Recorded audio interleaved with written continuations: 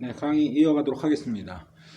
우리 하나 참고사항인데, 저와 같이 이제 짝으로 동아시아사를 가르치는 김효진 선생님께서 1회하고 실전 모의고사 맨 뒤에 있지 않습니까?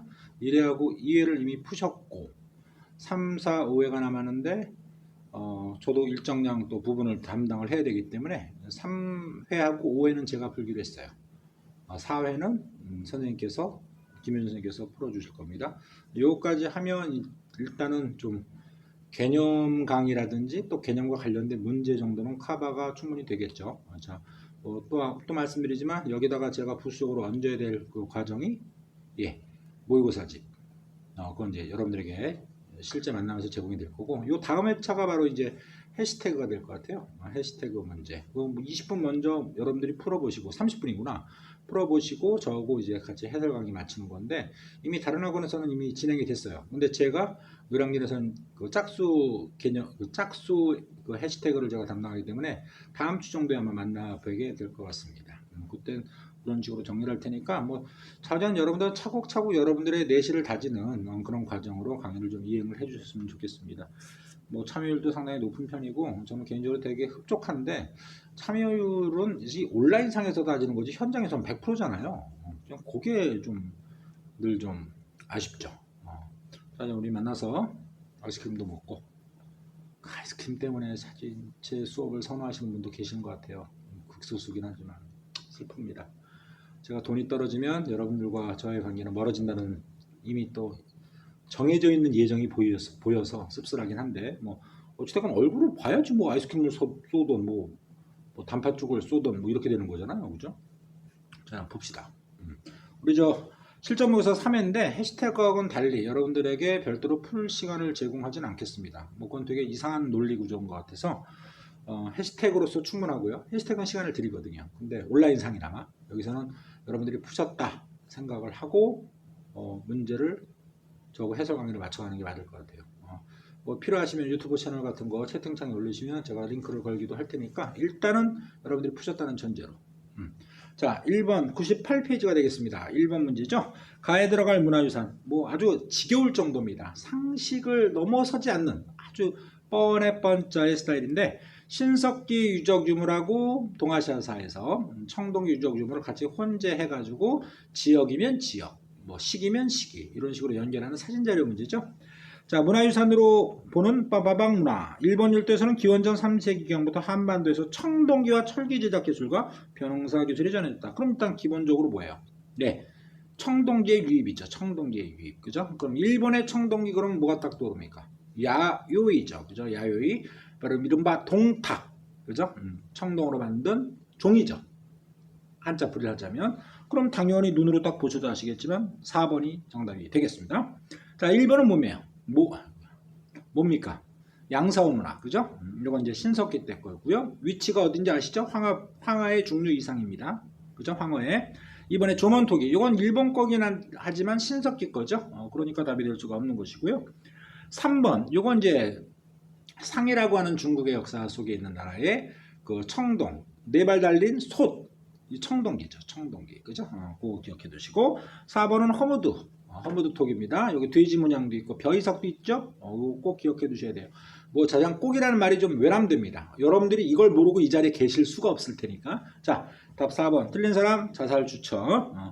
자, 노대 옥상 6층입니다. 자유낙하 추천드리고요. 2번. 가 황제가 제위하고 있던 시기. 황제를 먼저 찾아야 되고 그 시기 때 동아시아사에서의 사실 이렇게 되어 있습니다. 그러니까 시기 문제죠. 일단 인물을 찾아주고요. 근데 그 인물이 좀 쉬워요. 누구는 주변국과의 전쟁을 벌여서 영토를 대대적으로 확대했지만 그 효율적으로 재정이 크게 부족해졌다. 그럴만하죠. 그래서 송거철의 전매제 중요하죠. 한무제 요즘 자꾸 이렇게 장건이라든지 흉노하고의 관계에서만 생각하시는데 이 사람의 또 다른 업적, 그 제외한 또 다른 업적에 대한 정확한 인지가 필요하다. 꼭 당부를 드리고요. 균수법과 평준법을 정해서 재정을 확충했다. 목적은 재정 확충입니다. 그죠? 또한 누구는 한무제죠.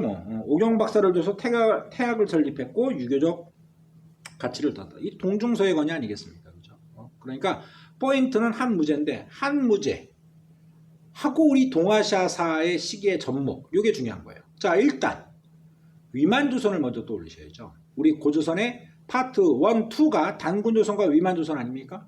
단군조선 때는 한 무제가 아니었는데 위만조선 때 한 무제가 중국 대륙을 장악하면서 중개무역으로 이익을 얻고 있던 위만조선의 안티를 걸기 시작하는 거죠. 그런데 위만조선은 물러서지 않았고 오히려 선제 공격을 했어요. 그러니까 한무제 스타일상 용맹을 묻지 아니겠습니까? 이쪽을 공략해서 드디어 고조선 역사가 무너지면서 한 사군이 설치가 되고 그 지역 밖에는 우리 민족의 또 다른 나라들이 하나둘씩 우후죽순 나오기 시작하는데 부여, 고구려, 옥조동의 마변진 이렇게 되는 거죠. 그러니까 이런 식으로 문제 푸는 건 아주 상투적인 스타일입니다. 연도를 굳이 이거 기원전 BC 막 이러면서 연도 적는 사람들 이거 상태 안 좋은 거예요. 충분히 문제 풀 수 있어요. 갑니다. 기억, 아스카 문화가 발전했다. 아스카 문화는 고구려 백제 신라 가야 연맹의 문화가 일본에 가서 영향을 미쳐서 형성된 거죠. 7세기 정도로 추론이 되는데 아스카 문화는 삼국의 문화입니다. 우리 한반도에 있던 삼국. 물론 가야까지 하면 사국이 되겠지. 그죠? 그러니까 이런 거를 틀려서는 곤란하죠. 시기적으로는 말이 안 돼요. 근데 말이 안 된다는 말을 좀 더 구체적으로 보면 아까 제가 말씀드렸지만 부여부터 마한진한 변한 삼한까지 만들어진 것의 재편이 삼국이잖아. 그지? 그러니까 아까도 말씀드린 한무제는 위만조선을 무너뜨렸는데 그 위만조선 한참 뒤에 나오는 삼국의 문화가 일본에 전파되는 아스카 문화하고 연결성 같은 시기 말이 안 된다는 얘기야. 그죠? 니은 흉노가 초원 지역을 지배했다. 이거는 왜 그것도 흉노가 언제 지배했지? 이렇게 생각하지 말고 결과적으로 한무제는 얘네들이 당혹스러우니까 대월지와의 어떤 연맹을 맺어서 장군도 파견하는 거고, 그죠? 그리고 직접 또 공략을 하지 않습니까? 흉노를 축출하는데.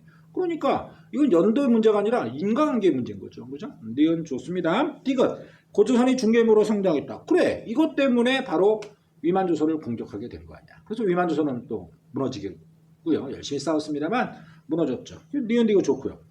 리을 한반도에서 고구려동 삼국의 세력 다툼. 이 기억선지하고 일백상통하는 거잖아요. 이 삼국의 문화의 어떤 형성이 일본의 아스카 문화. 그죠? 그러니까 시기적으로도 연결성이 전혀 안 되는 거야. 그지? 기억하고 똑같은 논리. 아주 쉽게 답 3번을 고르셔야 되겠고요. 4번. 글쎄요. 이 문제는 스타일은 나빠 보이진 않는데 선지가 좀 많이 쉬워요. 가나의 인구 이동에 대한 설명. 일단 가를 먼저 볼까요? 5호가 화북지역을 장악했다. 다소도랑캐. 그죠? 선비육로 갈강조. 그죠? 이런 애들이 밑으로 내려가면 중국 정통 한족인 오리지널 짱깨들은 남쪽으로 도망간다. 그래서 북이 나눠지는 거고요. 이런 걸 5호 16국 남북조시대 이렇게 얘기하는 거잖아. 그죠? 그러면 일단 1번 선지가 눈에 보여서 보는 건데 5대 10국 시대의 분열을 가졌다. 5대 10국은 당이 무너지고 송으로 넘어가는 혼란기죠. 여기는 5호 16국이지 5대 10국 5호 16국 말 비슷하다고 갖다 들이밀어 이런 거에 걸려 넘어지면 노답인 거죠. 1번 안 되고요. 자, 그럼 우리 2번도 마저 봅시다. 자료에 나도 한번 봅시다. 주몽이 부여족의 일부를 이끌고 졸본적으로 남아있어. 그래서 만든 게 뭐야? 기존의 토착 세력이었던 소선호 중심의 고구려의 오리지널 고구려 땅에 있었던 사람과 연합을 해서 오부족 연맹체로 만들어진 게 바로 초기 고구려죠. 우리가 알고 있는 강성한 고구려라고 얘기하기는 아직은 시기상조고. 그죠? 자, 그럼 그거까지 봤으니까 2번 선지에 다시 가볼게요. 금의 화북지역 장악이 이동의 원인이었다. 금은 여진족인데? 만주족. 걔네들이 나온 건 우리 역사로 따지면 고려 때야. 지금 근데 고구려야. 이게 뭔 소리야. 말도 안 되는 소리고. 3번에 스에끼 제작에 영향을 주었다. 고구려의 인구 이동이 곧 부여에서 남하한 고구려의 건국과 관련된 인구 이동이 스에끼톡에 영향을 줘. 스에끼톡이는 정확히 얘기하면 가야의 문화. 가야 연맹이라고 알고 계시죠? 고구려 백제 신라의 가야 연맹 있지 않습니까? 그 가야 연맹의 토기 제작 기법이 일본에 전파돼서 세끼톡이 이렇게 되는 거죠. 시기적으로 한참 뒤죠. 이건 고구려가 건국할 초반의 상황인데 뭔 소리야. 4번에 백제가 한강 유역 지역을 상실하는 기회다. 여러분들 주몽이 한강을 내려가요? 주몽은 졸본에서 고구려를 최초로 건국하고 그 와중에 아시겠지만 급하게 부여에서 도망 나오느라고 챙기지 못했던 가족 중 일부인 아들이 유리라고 해서 아버지를 찾아오고 소선호하고 재혼을 한 상태에서의 그 주몽은 전 남편의 자식인 온조 비류를 데리고 있다가 자기 본 아들이 자기의 피의 혈육이 내려오니까 피 한 방울 섞이지 않은 온조비루는 도망을 가게 되고 걔네들이 만든 게 백제죠.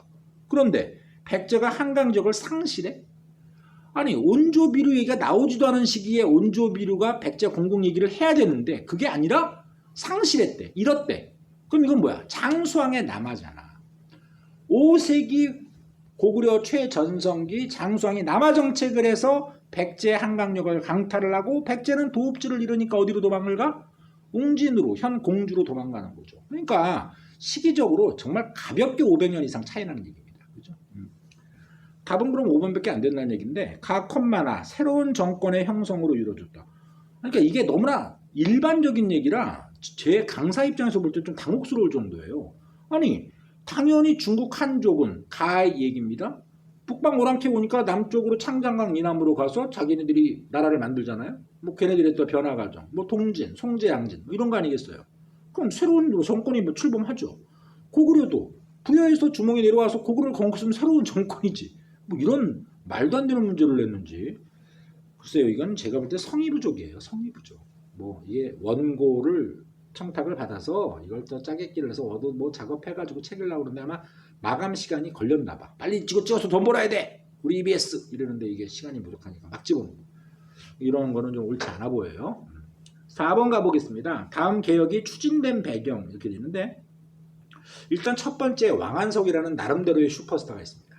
송나라가 문치주의로 상당히 무너진 상태에서 이 왕안석은 신법이라는 걸 개혁안을 제시를 하죠. 뭐 재정이 워낙 파탄이 돼 있고 그죠? 왜? 수많은 북방 오랑캐들한테 뭐 거란이다, 탕구, 그 서하다, 금이다 이런 애들한테 계속 세패.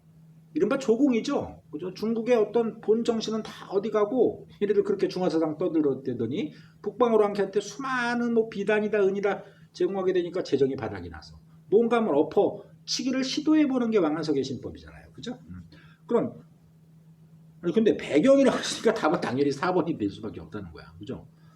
이게 뭐가 저는 플레이인지 모르겠는데. 자, 1번 고려가 동북구성을 축조한 거는 그러니까 동북구성을 축조한 건 윤관의 별무반 설치와 관련돼서 영역 확장이지 전혀 뭐 왕안석의 신법과 무관합니다. 여진족이 통일되고 금이 건국된 것도 결과적으로 왕안석의 신법보다는 이건 우리 역사하고 연결성으로 생각해 두시면 되겠고 두 차례 거친 일본정이 실패했다. 이건 뒤에 나올 원나라죠. 주원장이 강남의 난징을 중심으로 명을 공개했다. 이 난징 제가 상당히 개념적으로 중요시해서 말씀드렸습니다. 한 번 나오는 지역 명칭은 시한도 가치가 제로지만 2번 이상 혹은 3번 이상 겹치는 지역이 나오면 수능적 가치가 충만하다라는 말씀까지 드렸어요. 그죠? 그거 인지해 두시는데 어차피 이 사람은 명나라를 만드는 사람입니다. 자료에 송나라하고는 시간차가 갭이 꽤 크죠. 송나라가 무너지고 원나라가 자리 잡고 원나라가 무너지면서 명나라인데 무슨 배경이 되겠어요. 앞뒤 관계상. 자 5번 보실게요. 가인물에 대한 건데 이거 뭐 누구 많이 본 것 같아. 근데 키워드가 나와 있죠. 우리가 뭐 남의 나라에 뭐 이렇게 영웅되는 사람들이 초상화를 할 필요는 없어 보이고 카라코롬에서 대도로 천도했다. 힌트 하나. 그 다음에 국호를 원으로 고쳤다. 그 다음에 중국지형을 썼다. 이렇게 돼 있어요. 중국지형은 중요하지 않아요. 앞쪽에는 카라코롬 맨날 나오는 쿠빌라이 칸이죠. 그죠? 쿠빌라이 칸. 이 쿠빌라이 칸이 우리하고도 관계가 되죠. 우리가 이때 원나라의 사실상 속국이 됩니다. 부마국이 되지. 미래 고려 왕이 되는 사람은 원나라에서 조기 교육받고 돌아와서 원나라 공주하고 혼인하게 되는 그런 실질적인 고려 복속의 개념입니다. 나라 이름은 우리가 유지했으니까 복속은 아니에요. 정확히. 그런데 영향력 하에 있었던 건 사실 아니겠습니까? 쿠빌라이 칸이죠. 발음이 안 돼. 쿠빌라이 칸의 또 다른 건 고려 복속. 그다음에 또 뭐 있어요? 그렇죠. 일본 원정. 일본 원정. 그다음에 남송을 멸망시켰지. 어차피 얘네들이 지금 계속 치고 내려가는데 도망을 가는 거잖아요. 송나라가. 그죠? 이미 거란과 여진한테 털릴 만큼 털린 애들인데 아예 그냥 지구상에서 호족을 확 제거해 버리는 게 바로 쿠빌라이 칸입니다. 그럼 그런 선지가 있겠죠. 답은 5번이죠. 글쎄 이건 정말 사설모의사급도 안 되는 정도의 수준 문제 같아요. 답 5번이고 쌍성 총관부는 이건 뭐 국사필이긴 한데 자꾸 나오니까 제가 설명을 외면할 수는 없어요. 쌍성 총관부는 원나라의 영향력 하에 있을 때 쥐꼬리만한 고려 땅에서 동령부 듣기만 하세요. 쌍성 총관부 그 다음에 탐나 총관부를 우리가 영역적으로 빼앗기죠. 근데 이것을 다시 재탈환하려고 시도했던, 공격해서 결과적으로 다시 재점령한 건 고려의 공민왕입니다. 그죠? 그래서 답이 될 수가 없고요. 정의대장군의 칭호를 받았다. 요리토모죠? 요리토모. 우리가 자꾸 이 쪽발이 이러면 은결수가 많아가지고 짜증나는데, 이 요리토모가 카마쿠라 막부의 이제 시작이 되는 거지 않습니까? 그러니까 천황으로부터 그런 칭호를 받은 거죠. 위세가 막강하다는 얘기인데 전혀 뭐 쿠빌라이 칸하고 상관이 없습니다. 중앙아시아의 호라즘을 정복했다. 요거는 이제 같은 칸 삼총사 중에서 바로 그렇죠. 징기스칸이죠. 4번 후진으로부터 연운 16주를 넘겨받았다. 이 야율덕강이라고 하는 거란의 이제 리더 때 있었던 일인데, 뭐 이 연운 16주를 넘겨받았다 이런 거, 연운 16주가 바로 송과 거란과의 어떤 관계에서 어떻게 보면 날로 먹은 거죠, 그죠? 결과적으로 연운 16주의 위치를 우리 수능 특강에도 언급을 하고 있다는 거, 황하에서 안쪽으로 들어오는 영역이라는 거, 그리고 이런 단어가 나올 땐 꼭 누구와 누구와의 상관관계라는 걸 체크를 해두시면 무리가 없겠습니다, 그죠? 뭐 정말 말도 안 되는 소리죠. 원과 거라는 민족 자체도 시기 자체도 연결이 안 됩니다. 답은 5번. 당연한 것 같아요. 남송. 자, 6번. 가승려인데 이 승려 문제가 동아시아에서 나온다고 그랬지 않습니까? 근데 제일 값어치가 아니면 시험적 의도가 낮은 사람이 나왔어요. 감진이죠. 근데 이 감진이 당나라 사람이긴 한데 일본에 가서 그 불교 종파를 전파했다. 그 정도의 단편적 사실 가지고 문제를 만들기는 문제의 값어치가 되게 가벼워져요. 그 수능이라는 정말 일생일대 큰 얼마나 많은 시험을 보실지 모르겠지만 그 중에 어떻게 보면 넘어서야 될 가장 첫 번째 단계 아니겠습니까? 수능이라는 게. 여기서 이 정도는 제가 볼 땐 좀 외면하고 싶어요. 어찌됐건 뭐 당의 승려고요. 일본으로 건너왔다. 일본이에요. 그죠? 현장 급사는 인도 간 거야. 그지? 뭐 그래서 어쩌고저쩌고 이렇게 되어 있습니다. 나라의 도다이사에 도착하였다 이렇게 되어 있는데, 자 감진. 자 감진은 당연히 말 속에 일본에 가서 자료에도 나와 있지만 기후를 전했다. 좀 그래요. 내신급도 안 되는 것 같아요. 자 우리 앞쪽에도 문제도 풀었죠. 대안탑. 이 대안탑하면 누구 떠올라? 그렇죠. 현장이죠. 삼장법사 기억해 두셔야 되고, 호르사 5층 목탑의 건축 배경이 되었다. 호르사 5층 목탑의 건축 배경을 파악한다. 이 사람은 계율이라는 거를 전하러 간 거지, 호류사 5층 목탑만, 제가 말씀드렸지만 호류사 5층 목탑은 뭐에 영향을 받은 거예요? 그렇죠. 백제 부여에 지금도 존재하는 정림사지 5층 석탑의 영향을 받은 거예요. 탑 제작하러 감진이 간 게 아니라는 거지. 이해되시겠죠? 시기적으로도 8세기라고 자료에 제시되는데 7세기니까 좀 더 앞서는 거예요. 3번 선지가. 되죠? 4번 쇼토크대제의 스승이 된 승려. 이거는 저 해자라고 해서 고구려 승려죠. 말도 안 되고. 입당구법 술랭기. 자 이거 옛님. 그죠? 제가 시기 계속 강조드렸던 거 귀에 정말 귀에서 피가 나올 정도로 말씀드렸어요. 이거 틀리면 사람 아니라고. 통일신라 말 우리 입장에선. 장보고가 만든 산동반도의 법화원에 머물렀다. 시기 연결되지? 꼭 잘 봐주시고요. 7번 다음 자료에 나타난 유학학풍에 대한 설명으로 오는 것도 있는데, 그래서 이 유학학풍이 이색 뭐 주희에 대한 얘기도 있고, 뭐 정몽주, 아우 이게 너무나 힌트가 빵빵하죠. 성리학이죠. 고려 말에 안양에 의해서 우리나라 땅에 발을 처음 디디게 되는 학문, 우주만물의 이치 성증리를 연구하자. 그죠? 그러면 뭐 제가 개인적으로는 선호도가 심하게 떨어지는 학문이지만 뭐 시험 문제답게 갈게요. 한대라는 건 한나라 시기에, 그죠? 한나라 시기에 율령 형성의 토대가 됐다. 자 물어볼게요. 율령 그러면 우리는 보통 당나라, 수당 이렇게 얘기하는데, 한나라 때도 법이 있었으니까 율령이란 말을 썼을 거 아니야. 그럼 한나라 때 율령의 토대가 되는 건 뭐니? 대답할 수 있어야 돼요. 제가 뭐라고 여러 번 말씀드렸어요, 여러분들. 한무제. 그죠? 한무제. 이 사람은 법가 마인드가 강했다. 근데 동중서라는 유가 사상 마인드가 강한 거와의 결합이 바로 한나라의 법이에요. 그럼 이거는 일본에 어울리는 답은 뭐가 돼야 돼? 그렇지. 유교도 되고 유가도 좋습니다. 법도 좋습니다. 법가도. 유가 법가가 다 어우러지는 답이 돼야 돼. 그럼 선생님 성리학도 유교잖아요. 자 보세요. 성리학은 남성시대 때 주희가 만든 거예요. 지금 이 한나라는 수백 년 앞쪽 아닙니까? 아니, 수백 년이 뭐야. 1000년이 훌쩍 넘어갑니다. 그때는 성리학이 없죠. 그죠? 그러니까 이거는 훈고학이라고 얘기하는 게 옳을 수도 있죠. 그죠? 뭐 시기적으로 우리는 그런 구분을 애써 동아시아 사람들에선 성리학 이전엔 훈고학의 시다 이렇게 구분을 하기 때문에 뭐 그런 표현을 써도 좋겠습니다만 일단 육아와 법강 이렇게 얘기해 주는 게 좋을 것 같아요. 2번 오경정의. 자, 오경정이 여러분들 어떤 학문의 대표적 책이에요. 오경에 대한 정확한 의의를 해석한 거야. 그렇지. 훈구학이지. 그죠? 사고전석을 하면 뭐니? 고증학이고. 그죠? 이런 건 아주 뭐 조건반사적으로 튀어나와야 되는 거야. 3번 나라시대의 제도 정비에 영향을 줬다. 이 나라시대라고 그러면 고대 일본이거든요. 고대 일본. 그죠? 옛날 옛적 옛고자를 써가지고. 그럼 이건 당연히 훈구학이지. 성리학이요. 언제 만들어진지를 생각해보세요. 남송시대 만들어져 우리나라에 전래된 게 고려 말이야. 그럼 어떻게 일본 고대사와 연결이 되겠어요? 고대사, 일본 고대사가 더 먼저지. 그지? 4번 조선에서는 이왕 이에서 발전했다. 아유, 아주 성리학자들. 전형적인 살인, 버러지들. 그죠? 5천원짜리, 1,000원짜리를 장식해서 제 짜증을 더 유발시키는. 5번 발해 중앙정치조직 정비에 활용됐다. 답은 4번이란 얘기고요. 발해 중앙정치조직 아니 또 얘기하지만 발해 중앙정치건 당나라의 삼성육부제도 영향을 받은 건데 그게 정확한 정답풀이가 되겠지. 저는 이렇게 말씀드리고 싶다니까. 발해가 존속할 때는 고려 말 이전이기 때문에 훈구학이 우리나라 아니 성리학이 우리나라에 들어올 수가 없는 거야. 그지? 너무 좀 시덥지 않아요. 뒤에는 좀 문제가 좋던데. 8번 다음 자료의 상황이 나타난 전쟁.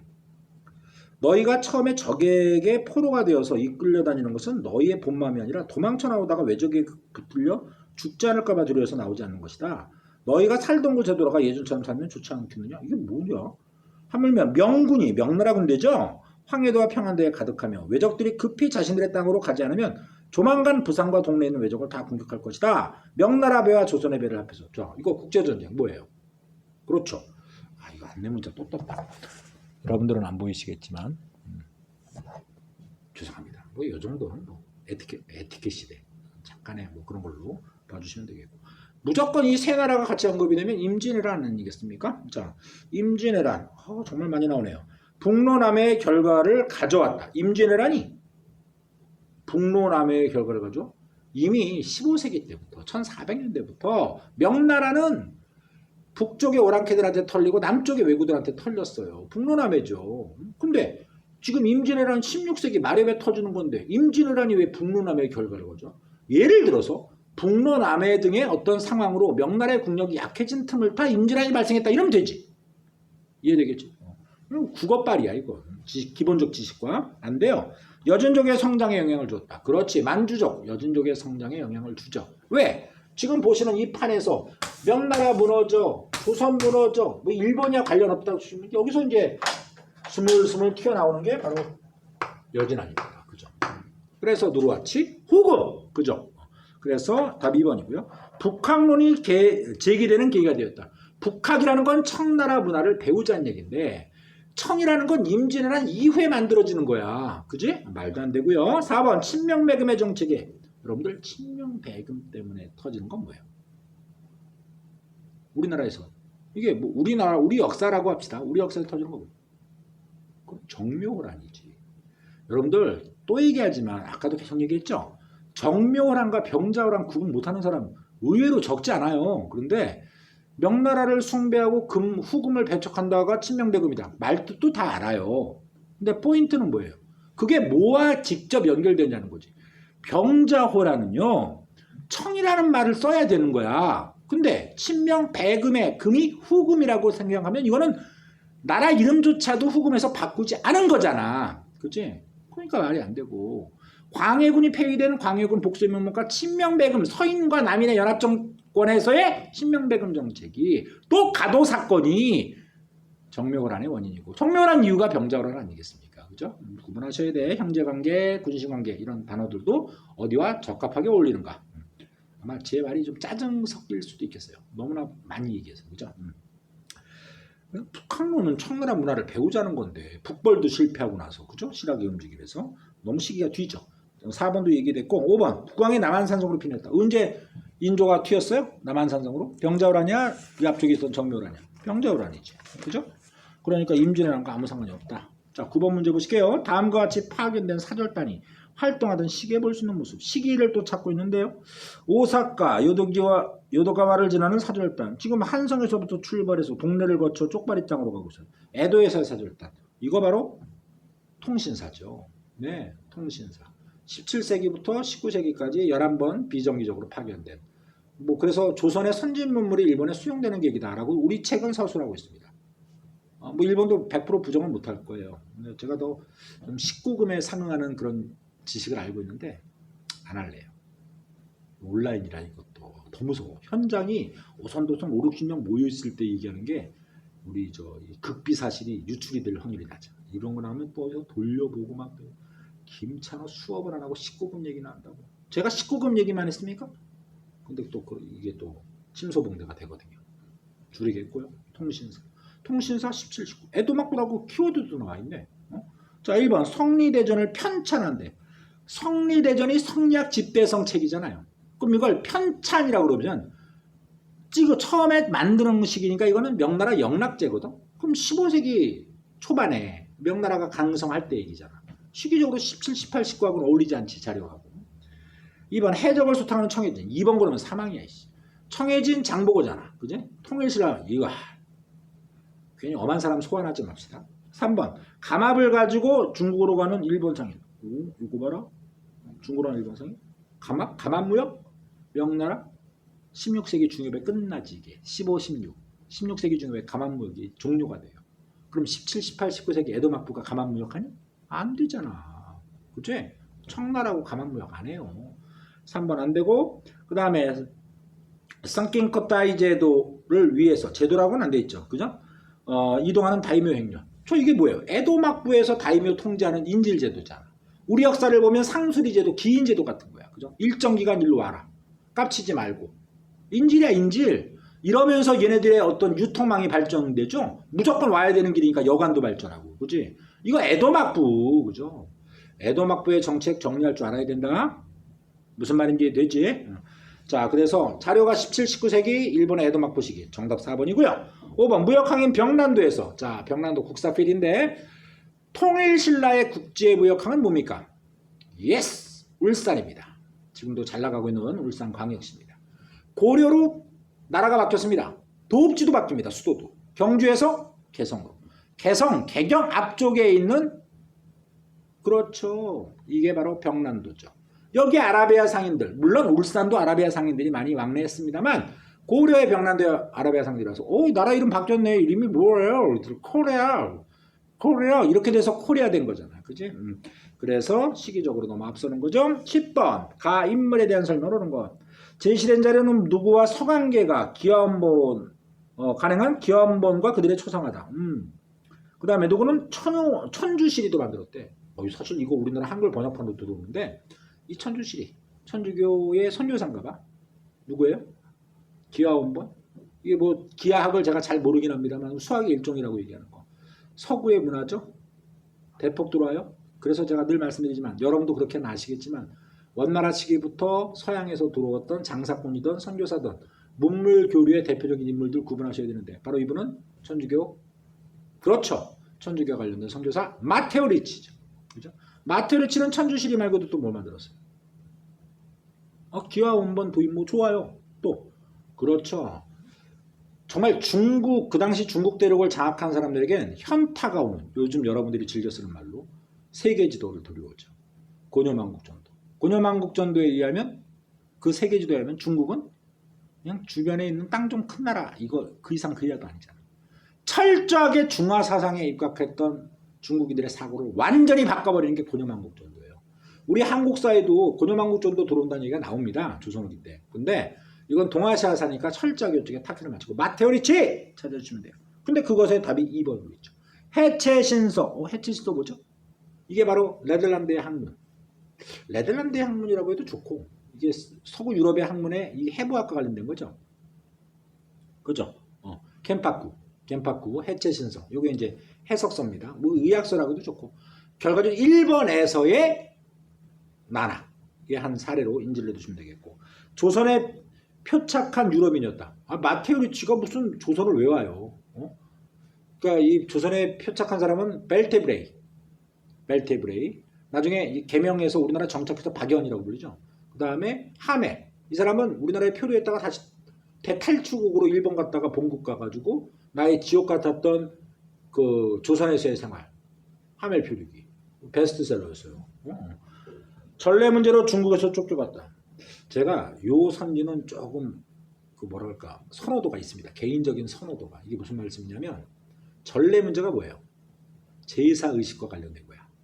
유럽 애들이 볼 때, 특히 더 정확히는 천주교 교리에 투철한 사람이 볼 땐 이 특히 자기네들이 발을 먼저 담근 중국 애들의 제사 의식은 이상한 거야.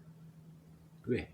죽은 자의 영혼을 추종하는 게 제사 행위인데 왜 죽은 자의 영혼이 있다고 생각하느냐?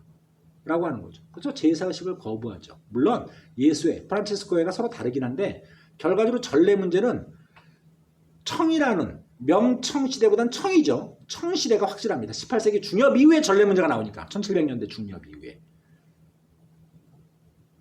서양 놈들 나부랭이들이 와가지고 왜 우리의 전통을 파괴하려느냐라고 해서 싫어할 수밖에 없는 거예요. 그래서 예수회는 인정하고 프란치스코는 전래 문제를 불인정하죠. 교황청에서도 뭐 갈팡질팡하고 이 문제가 화두가 돼서 그 예수의 선교사가 쫓겨나잖아. 아니야, 예수의 선교사래. 프란치스코가 쫓겨난다고. 그러니까 결론적으로 이 전래 문제는 천주교라는 종교가 갖는 특이성, 제사의식을 거부하는 특이성, 그것이 중국 정통의 기본적인 예법에는 어울리지 않기 때문에 트러블, 그걸 전래라고 하는데 용어 설명이 중요한 게 아니라 그게 언제냐? 18세기 중엽이에요.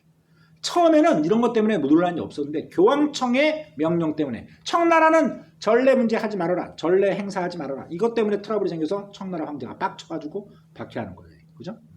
자, 그래서 요거는 중국에서 쫓겨났다는데 유감스럽게도 마테오 리치는 16에서 17세기 초반 사람이에요. 18세기 중엽 상황이 아니기 때문에 여기에 해당될 수가 없습니다. 시기를 구분하자는 거예요. 마테오 리치 16에서 17세기 초반. 이 정도면 좀 완벽한 공부 아니겠어요? 전래 문제 더 중요해. 18세기 중엽 이후. 오케이? 자, 그 다음에 청에서 시언력 편찬. 이건 바로 아담 샬이죠. 시언력. 이 사람은 소현세자. 인조의 첫째 아들인 소현세자가 병자호란 이후에 그 심양에 볼모로 끌려가 있을 때도 용골대의 주선으로 청나라 최고 장수의 권유로 서로 이미 교분을 쌓았던 거죠. 그래서 시현력이 우리나라 땅에 발을 디디게 되는 겁니다. 소현세자의 귀국과 함께. 자, 그래서 답이 될 수가 없고요. 답은 2번 쿨하게 보시면 되겠습니다. 11번 가물품에 대한 학생들의 이런 물품 나오면 거의 뭐 조건반사죠. 이것도 은이죠. 은. 그죠? 차지한 일본도 그렇고 명나라 청나라가 은본위 화폐제도인 일조편법과 지정은제를 썼기 때문에 결과적으로 은이라는 게 우리 역사를 포함해서도 중요하죠. 왜? 회지법 같은 것은 우리 조선에서 일본에게 전파된 거잖아. 그래서 걔네들이 은 생산이 뭐 부지기수로 늘어나게 되는 계기도 되는 것이고. 그죠? 주변국이 은 중심으로 하면 무역할 때는 은이 제일 중요한 내용이 되는 거니까. 자, 적절하지 않은 거네요. 근데 은은 쉽게 찾았는데 회지법의 전례로 일본에서 생산량이 증가했다. 그렇죠. 이게 16세기에 넘어가면서 일본의 은 생산량 늘어났죠. 일본은 해외 유출량을 줄이기 위해서 심패를 벌였다. 그렇지. 청나라도 은본위 화폐를 쓰니까 일본과 에도막부와 청나라 상인이 무역할 때 일본 은이 가지고 그러니까 청나라 상인은 일본 은이 탐나는 거지. 그럼 은이라는 게 지하자원인데 자꾸 유출되면 국부에 나라의 경제에 손해를 끼칠 게 상식이잖아. 제 말 이해되시겠죠? 그러니까 그걸 통제하기 위해서 심패를 발행하죠. 이 심패의 개념도 그런 맥락으로 정확히 인지를 해두셔야 돼. 심패, 에도막부 이건 좀 약해요. 아시겠죠? 3번 일본의 아편 밀무역으로 중국 내 유통량이 감소하였다. 이게 뭐야? 결과적으로 청나라에 있던 윤이 얘네들이 아편이라는 마약을 팔면서 은을 가져가는 거잖아. 그치? 그러니까 결과적으로 은 부족 때문에 여러 가지 문제가 생겼다는 얘기니까 옳죠? 1, 2, 3번 다 옳아요. 4번 유럽 상인이 명청의 물품을 구입하는데 결제수단. 그래서 갈레온 무역 나오는 거 아니야. 에스파냐에, 스페인에. 그죠? 포르투갈, 에스파냐. 이런 애들이 은을 중국이 은 중심의 화폐 제도니까 그걸 주고 지네들이 필요한 도자기라든지 뭐 차 이런 걸 가져갔다는 얘기하고 있는 거잖아요. 맞죠? 5번 조선옥이 외관을 통해서 일본에 수출하는 주요 목표다. 아니 전 세계 은 생산의 3분의 1을 담당할 정도로 빵빵한 은 생산을 갖고 있는 일본에 왜 우리가 은을 수출합니까? 그죠? 이게 말이 안 되는 소리잖아. 그러니까 결과적으로 이 얘기를 이렇게 하고 있는 것 같아요. 이거 왜 이래? 하도 수업을 안 지키니까 팔이 쥐가 나요. 약간 이게 판토마임 같잖아요. 광대처럼 그죠? 혼자. 결과로 조선 후기 때 얘네들한테 은을 가져오고 근데 은이 풍부하니까 우리는 그럼 결과로 뭘 주는 거야? 맨날 우리가 수출할 때 맨날 나오는 거. 이거 색깔 너무 비슷하다 그지? 이렇게 주는 거. 맨날 도자기, 차, 그리고 인삼, 그지? 이런 것들 얘기하죠. 우리가 수출이 아니라 수입하는 거야, 그지? 그래서 답이 될 수가 없습니다. 그 다음에 12번 문제 보실게요. 다음 지도의 상황이 나타난 시기, 동아시아의 경제 상황. 시기 먼저 잡아라. 근데 여기 재밌는 거 많이 있어요. 똑같은 얘기인데 이걸 활용을 해볼까요, 여러분들? 의주의 만상, 외우라는 거 아니에요. 평양의 유상, 개성의 송상, 여기에 부산 동래의 레상, 부흥법상. 이런 건 각 지역을 거점으로 한 대규모 상단이죠. 우리나라가 대동법 실시 이후에 상업이 번성하기 시작합니다. 이른바 상품 화폐 경제의 발달이란 말로 쓰죠. 제 말 이해되시겠죠? 그것의 대표적인 사례가 이거죠. 한강유역과 서남해안권의 운송권을 장악한 건 또 경강상인입니다. 이름을 외울 필요 없어요. 이런 말이 제시가 국사에도 많이 되죠. 그럼 무조건 여러분들은 조선 후기를 찾아야 되는데 조선 후기가 몇 세기부터 몇 세기라고 그랬어? 17에서 19세기라고 그랬지. 그치? 그럼 요 시기 쪽발이 뭐야? 에도막부. 그죠? 요 시기의 짱깨는 뭐야? 청. 이렇게 되는 거지. 자, 근데 문제가 경제야. 어느 나라가 뭐 있냐 정도의 단편적 수준은 아닌 것 같아요. 1번 한국 공인의 활동으로 상업이 발달했다. 공인이 어떤 제도의 실시와 함께 등장하는 국가에서 고용한 상인들을 얘기하지? 대동법. 이건 정말 기본 중에 상기본이다. 그치? 특히 제 국사를 들으신 분은 정말 이거 저번에 무슨 덕후 모의고사뿐만 아니라 제가 아주 신랄하게 강도 있게 준 50분을 다 통으로 쓰면서 말씀드렸어. 그죠?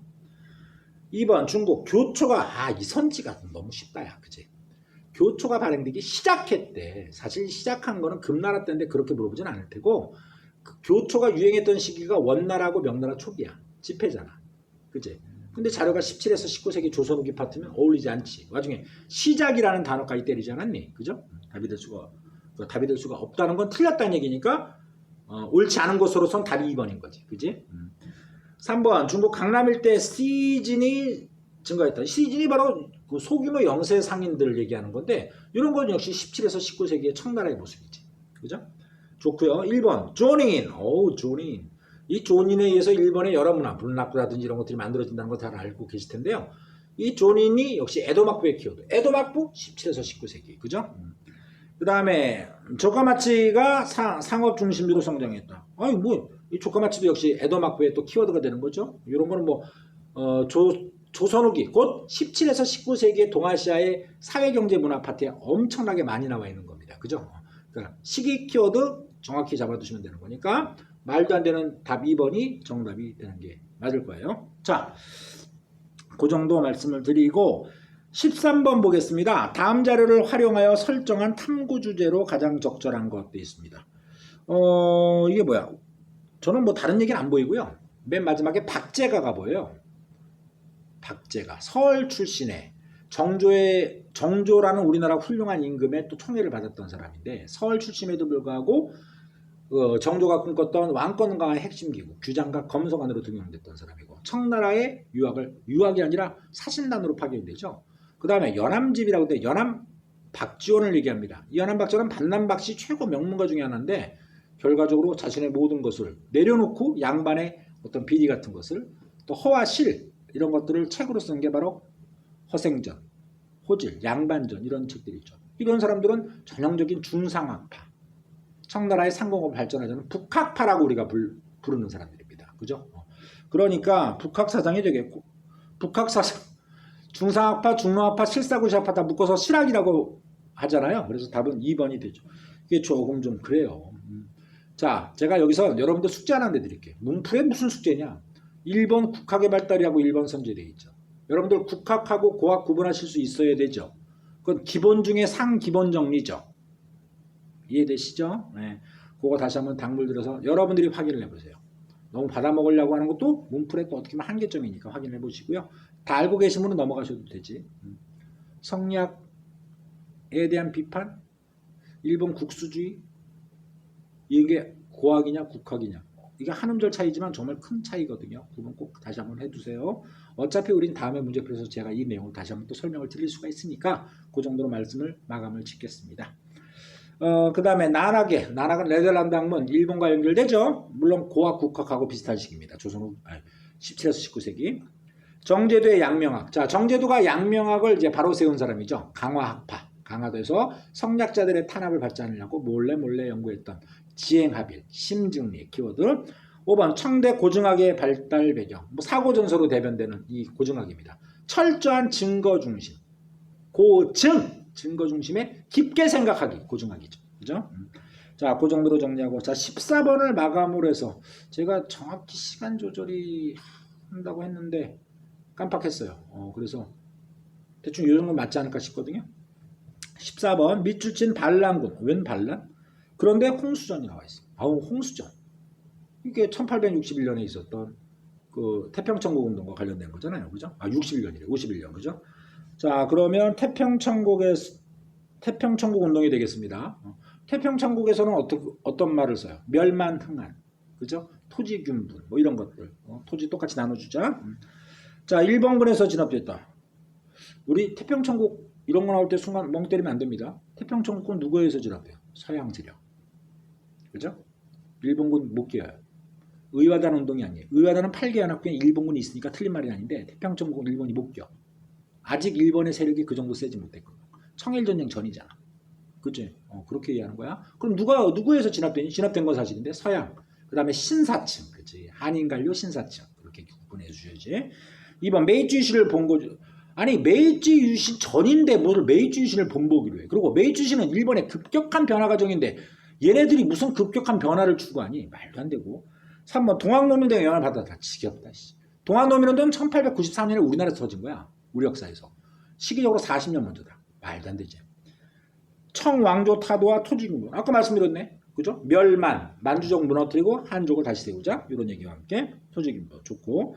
답 4번이고요. 중체서용. 중국은 몸뚱아리고 서양의 기술만 얄팍하게 이용하면 된다 하더라. 라는 몽상가적 발상. 양문동이죠. 그죠? 태평천국 운동과 양문동은 뭐 선양지차죠. 네. 요 정도로 정리를 하고요. 나머지 문제하고 오해 문제 다음 주는 또 얘기지만 해시태그가 될 것 같고요. 뭐 자동 그건 제가 조절을 해볼게요. 네. 화이팅 하시고 고지가 코앞입니다. 이제 80일 이내로 카운트다운이 됐거든요. 뭐 이런 저도 숫자 얘기하는 거 참 불쾌해하는 사람인데도 불구하고 현실입니다. 파이팅!